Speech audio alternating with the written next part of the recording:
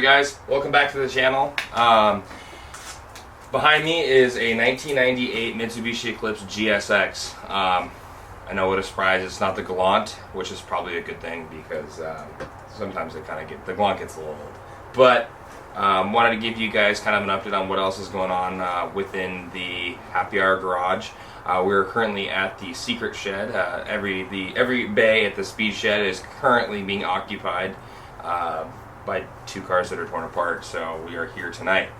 But just kind of wanted to give you guys a background on, you know, what made me love Mitsubishi cars, and I would say DSMs, but since then I've owned multiple different cars. So where it really started was a 1995 Mitsubishi Eclipse GST. That was the first one I ever owned, and I had a few friends at the time that had just recently bought brand new Evos. A few of them had currently owned DSMs, and so that's kind of what drew me to it. I was really young at the time. I was around 15 when I first started kind of tracking Mitsubishis. 16 when I first got I got my first one, which were like all the holiday money I had received over the years, birthday money and stuff like that I'd saved up, and I had a part-time job, and that's how I ended up with a pretty big bucket of bolts GST. At the time it was 6-bolt swapped with a 16G, and barely made it out of the drive without breaking.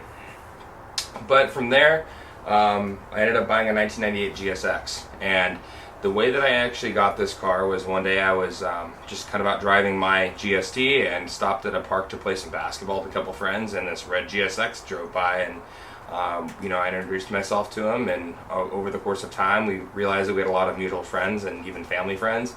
And one day he sent me a text message that he had intended on selling his GSX. I gave him an offer and he sold it to me. So the car originally came from Chicago. I'm the third owner, he was the second owner, and he actually bought it in Chicago with around 30,000 miles on it and drove it all the way back. He owned it from about 2001 till about 2009 when I bought it, and currently it has about 80,000 miles on it, and it really hasn't. I think I bought it with about 75,000 or 76,000 miles on it, and I really haven't put very many miles on it. At this point in time, I believe I'm on my 6th motor. The one that's in there is kind of a Frankenstein motor. It's got stock bottom end parts in it, but I think that the bottom end assembled came from 3 different motors. It does have a stock 6-bolt head on it, but other than that, motor's pretty much stock other than the ARP head studs. Bolted up to the motor is a whole set HX40 Super 6-blade with a 55 AR hot side from Bullseye Performance. I've had that set up for a pretty long time, and on the other side of the motor it's got a JMF intake manifold, a tile blow-off valve, and a Slowboy Racing front mount intercooler. I actually have had that set up since kind of 2007-ish area, but controlling all that I have DSM Link V3 full, and that's pretty much what breaks down the GSX in its entirety. Over the last 10 years of owning the car, I've owned multiple other Mitsubishis. I believe I'm around 15 DSMs. I've owned 3 Evos, and now Galant. And I guess you could say a 3G Eclipse. My 3 Evos were for the most part stock most of their lives. My Evo 8 ended up getting multiple built motors. I went horsepower chasing anywhere from like 600 plus, and I just really couldn't keep the car together over time, and so I ended up selling the car off, and it was actually in a really reliable state when I sold the car. I've kept in contact with the owner of it, and he's done some pretty miraculous things with it, and it's now making even more power, and it's actually stayed together really well since he's bought it from me. My other 2 were Evo 10s, and they really didn't get anything other than an exhaust, very, very minor bolt-ons and tunes. But you know, those are really just daily drivers. They're never really meant to be built. And then other than that, this is kind of the only one that's lived through all those different cars.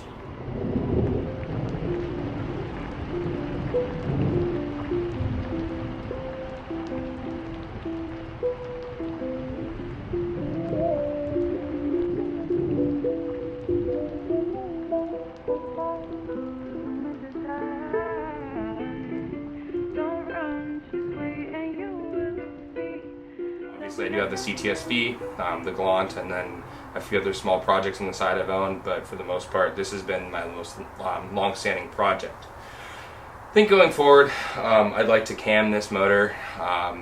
Before I've ran GSCS2s and Kelfer 272s in the DSMs, and I've had really good luck with it, so I intend on some point doing that. But I'd like to get an ethanol tune on the car and see how long I can make this Frankenstein 6-bolt motor last.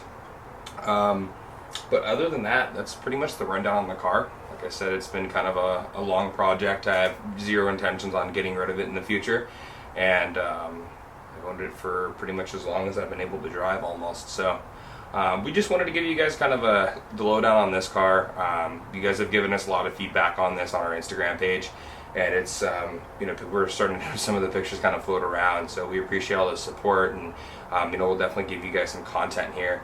I would say the most recent thing we've done to it is actually change a little bit of the color.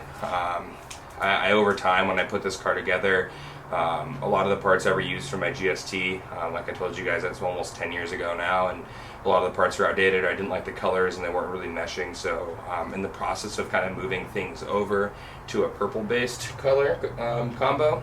And then I think before that, the last thing I did was I have a really good buddy. I'll give you guys a link to his Instagram in the info, but he actually welded up the catch can for me. We're still kind of a work in progress. We're going to link up the intake once it's welded together and get a vacuum on the catch can, but other than that, probably not a whole lot of changes other than just kind of cosmetic things and getting the car reliable. And then obviously I'm going to need to get it on the dyno and get a decent tune on it so it becomes a little bit more drivable, but from here on out you guys should hopefully see a little bit more content on the car kind of as the winter comes by, and hopefully by spring it'll be ready to hit the road. So that's all we kind of had on the GSX. There's not a whole lot to the car, but we appreciate all your guys' feedback we've got on the posts with it, and we'll keep you guys updated. Thanks.